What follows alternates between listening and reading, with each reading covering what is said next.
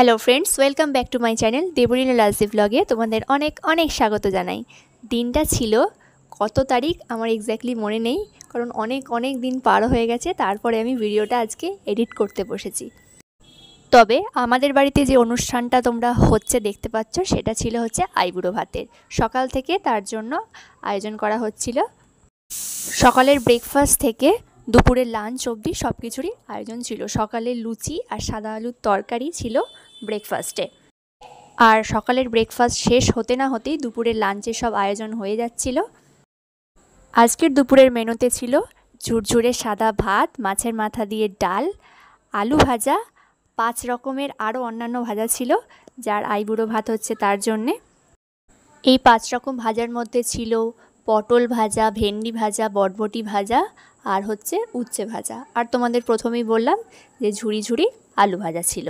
এই দেখো সবকটা সবজি আমার এখানে কাটা হয়ে গেছে। আজকের আমাদের দুপুরের মেনুতে ভাত, ডাল আর ভাজা ছাড়াও রয়েছে বাটার পনির, টেস্টি বাটার পনির, আর বাটার চিকেন, চাটনি, পাঁপড় আর মিষ্টি। দেখো আমাদের বাটার চিকেনটা হয়ে যাচ্ছে প্রথমে, তারপরে বাটার পনিরটা হবে।